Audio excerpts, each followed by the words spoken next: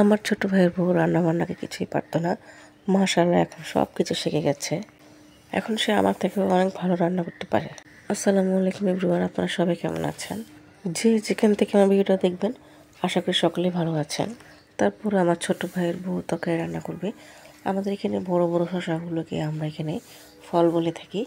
তো এই বড় বড় শসাগুলো দিয়ে মানে মুরগির হাড্ডি দিয়ে রান্না করবে। তো এই যে শসাগুলো কেটে নিচ্ছে। শসাগুলো দেখতে খুবই সুন্দর।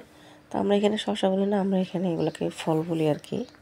আর এই ফলগুলো দেখতে প্রায় অনেক বড় বড় হয়, একটা 1 কেজি 1.5 কেজি ওজনের হয় এগুলো।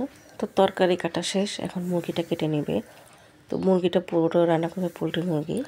আমি আসার পর তো আমার ভাইয়ের বউ আমাকে কোনো কাজই করতে দেয় না, সব নিজের হাতেই করে, একটা প্লেটও ধুতে দেয় না। তো কাটাকাটি শেষ হয়ে গেলে রান্না বান্না বসিয়েই দিবে।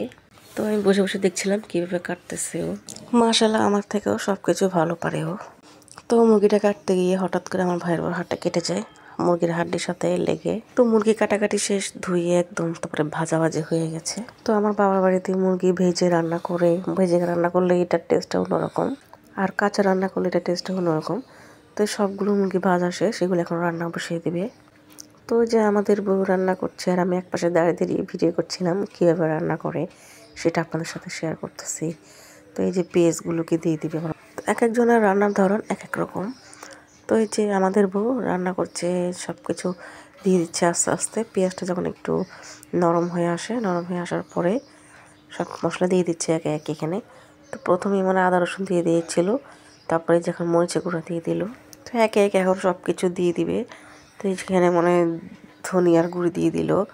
তো জিরা গুঁড়ি খায়। তো আমার বাবার বাড়িতে জিরা বেটে খায় না, ওরা গুঁড়ি করে নিয়ে আসে, গুঁড়িটাই দিয়ে দেয় আর কি।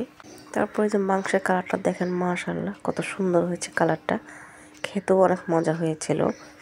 মশলাটা কষানো শেষ, এখন মুরগিগুলো দিয়ে দিবে। তারপর মুরগিগুলোকে আরও ভালো মতো কষিয়ে নিবে। আর আমি ভয়েস দেওয়ার সময় এখানে তো অনেক কাকের ডাকের শব্দ, তো এখানে তো কাকের কোনো অভাব নাই। আর আমার শ্বশুরবাড়িতে তো একদম কাকই দেখা যায় না।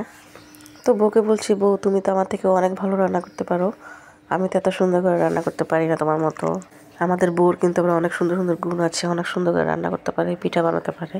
তারপর যে মুরগির কিছু হাড় রেখেছিল, তো এই মুরগির হাড়ে দিয়ে এখন ওই ফল দিয়ে রান্না করবে। তো মুরগিটা পাশের চুলায় দিয়ে দিল।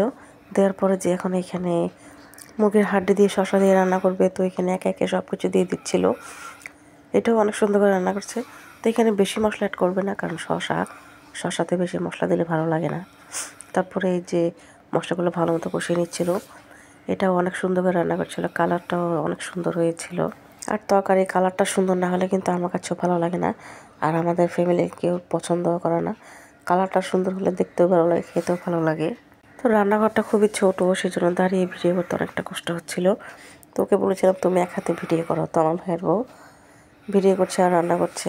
আর চট্টগ্রামের মানুষরা তো মুরগির মাংস রান্না করে বড় বড় পিস, মাছ রান্না করলেও পিসগুলো অনেক বড় বড় থাকে। তারপরে যে মশলাটা কষানো শেষ, হাড্ডিগুলো দিয়ে এখন এই ফলগুলো দিয়ে দিবে। তো ফলের সাথে কিছু আলু দিয়ে দিয়েছে আমার মেয়েটার জন্য। আমার মেয়েটা তো ফল খেতে পারবে না, সেজন্য ওর জন্য কয়েকটা আলু দেওয়া হয়েছে এখানে। তারপরে যে রান্না বান্না শেষ, এটা হচ্ছে ফলের তরকারি। তো গাইস, আজকের মতো এখানেই বিদায় নিচ্ছি। এই পর্যন্ত সবাই ভালো থাকবেন, সুস্থ থাকবেন। আল্লাহ হাফেজ, আসসালামু আলাইকুম।